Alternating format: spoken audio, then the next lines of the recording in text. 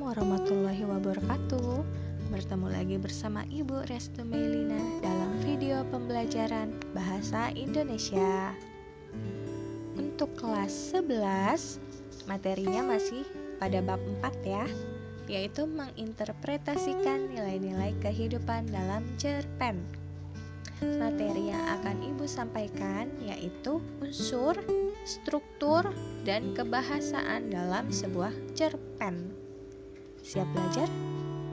Oke, mari kita lanjut. Nah, unsur pembangun cerpen.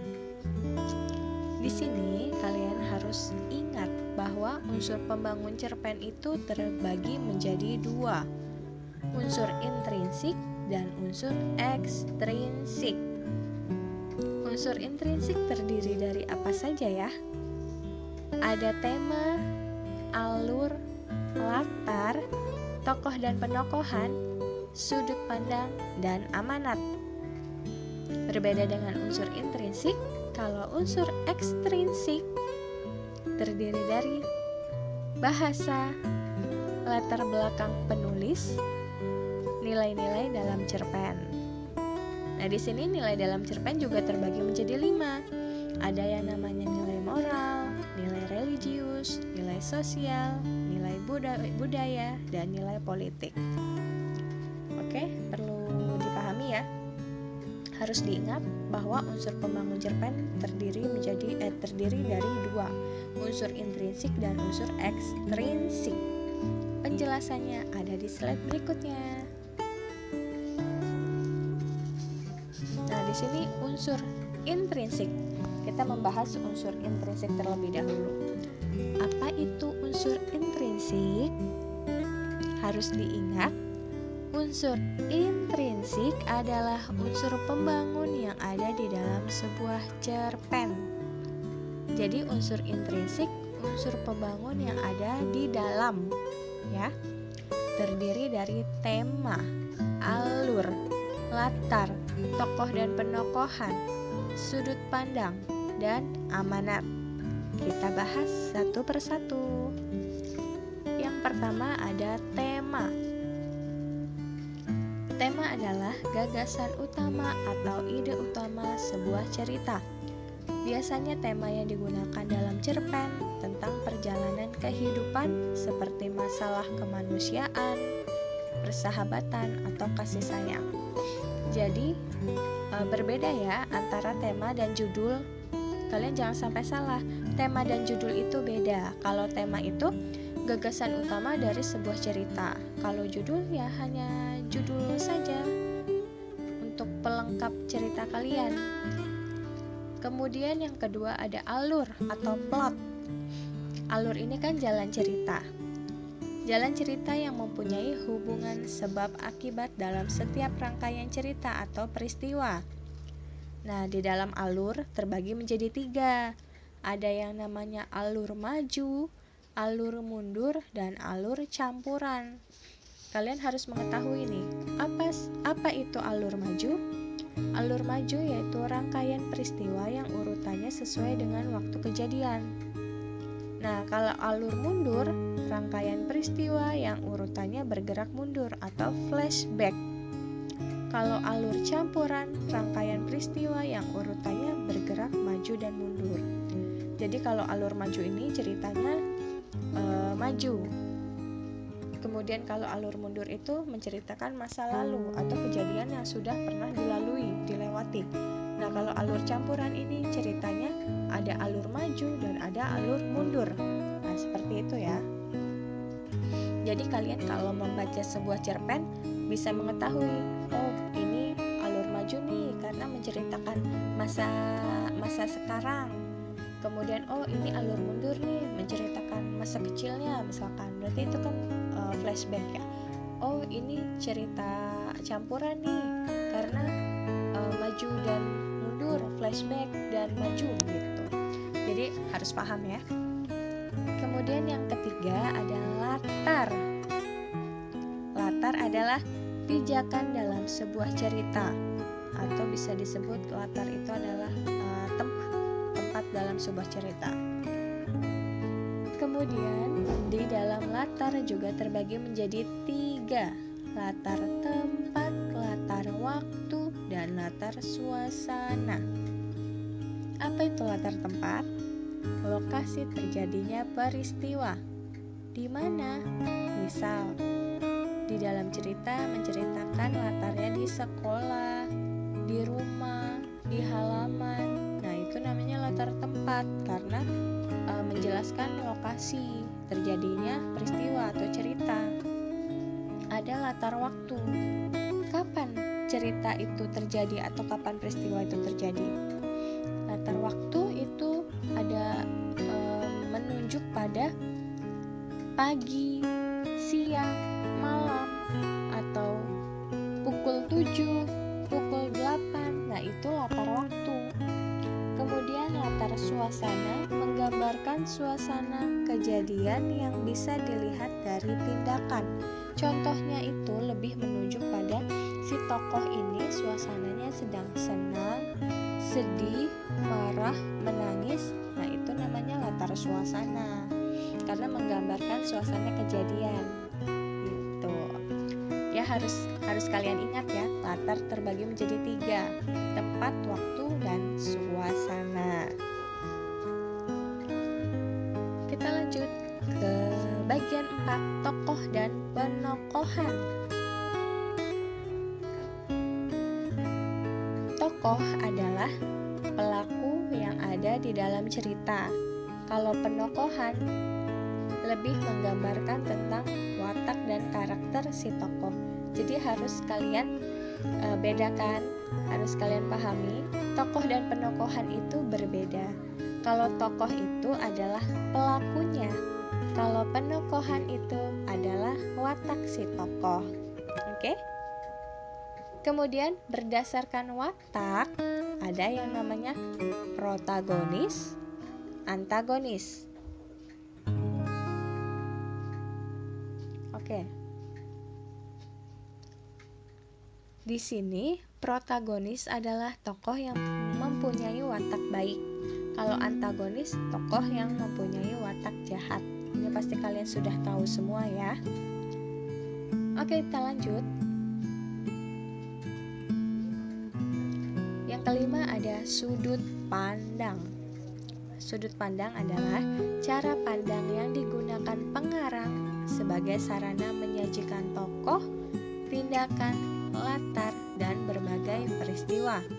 Sudut pandang pengarang juga dibagi menjadi 3. Ada sudut pandang orang pertama, sudut pandang orang ketiga, dan sudut pandang orang campuran. Apa sih sudut pandang orang pertama? Sudut pandang orang pertama, si penulis nih atau si pengarang ikut terlibat dalam cerita. Biasanya di dalam ceritanya menggunakan kata ganti aku atau saya. Nah, itu sudah pasti sudut pandang orang pertama. Kemudian ada sudut pandang orang ketiga. Si penulisnya atau pengarangnya ini berada di luar cerita dengan menyebut nama diri, biasanya menyebut nama tokoh langsung atau menyebut kata ganti orang ketiga. Ada ia, dia, dan penyebutan nama tokoh. Tuh. Jadi kalau misalkan kalian membaca sebuah cerpen dan ceritanya itu langsung menunjuk pada kata ia, dia, atau menyebut langsung nama tokoh, itu sudah pasti menggunakan sudut pandang orang ketiga. Kemudian ada sudut pandang orang campuran, penggabungan sudut pandang orang pertama dan sudut pandang orang ketiga. Sudah paham ya, berarti sudut pandang itu ada 3: orang pertama, orang ketiga, dan campuran. Nah, yang terakhir dari unsur intrinsik adalah amanat. Pasti kalian juga sudah tahu amanat itu apa. Amanat adalah pesan yang ingin disampaikan penulis kepada pembaca. Biasanya berhubungan dengan akhlak dan budi pekerti. Kalau amanat ini biasanya adalah pesan moralnya ya, yang ingin disampaikan pengarang kepada pembaca melalui cerita atau cerpen yang ditulisnya. Lanjut. sekarang kita ke unsur ekstrinsik. Unsur ekstrinsik di situ ada bahasa. Bahasa itu berarti suatu cerpen dipengaruhi oleh bahasa penulisnya. Jadi kalau misalkan kalian membaca cerpen bahasanya selalu bahasa Jawa atau bahasanya bahasa Sunda atau bahasa Melayu, biasanya dipengaruhi oleh si penulisnya. Biasanya penulisnya juga adalah orang yang bisa berbahasa Jawa atau berbahasa Sunda atau berbahasa Melayu. Itu termasuk ke dalam unsur ekstrinsik. Kemudian ada latar belakang penulis. Latar belakang pengarang dapat dipahami melalui sejarah hidup si pengarang tersebut. Terdiri dari biografi pengarang, kondisi psikologis, latar belakang pendidikan, daerah asal, dan paham sastra yang dianut pengarang. Kemudian di sini ada nilai-nilai dalam cerpen. Kalian harus menghafal ya, nilai-nilai dalam cerpen itu apa saja. Nilai-nilai dalam cerpen itu ada nilai moral, nilai religius, nilai sosial, nilai budaya, dan nilai politik.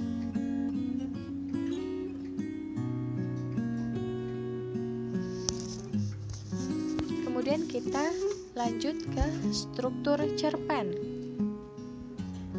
Struktur cerpen itu rangkaian kisah yang membentuk jalan cerita.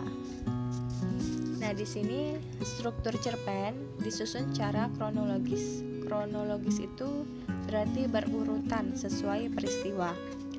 Ada yang namanya pengenalan situasi cerita, yaitu bagian awal cerpen. Pengarang memperkenalkan diri.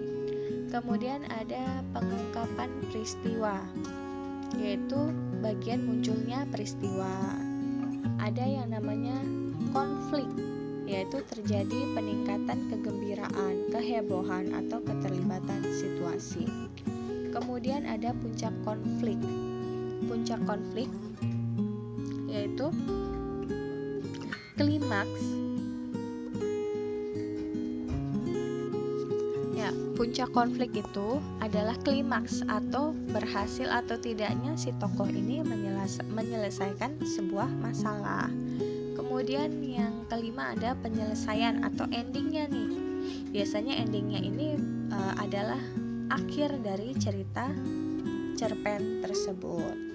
Ya, jadi struktur cerpen itu ada 5, terbagi menjadi 5 nih strukturnya. Ada yang namanya pengenalan situasi, pengungkapan peristiwa, menuju konflik, puncak konflik, dan penyelesaian. Kalian bisa pahami nih apa itu pengenalan situasi dan sampai penyelesaian atau ending.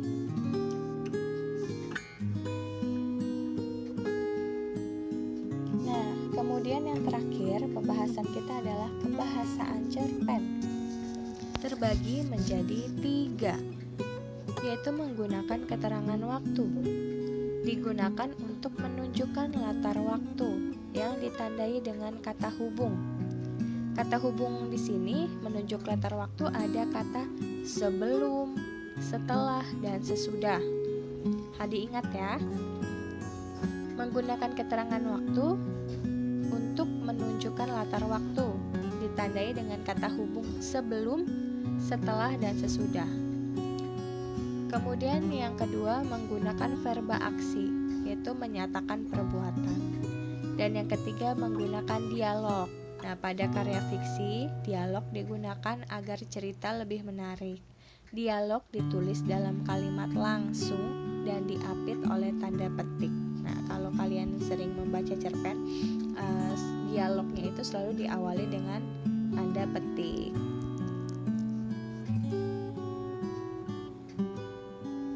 Oke, cukup sekian materi dari Ibu.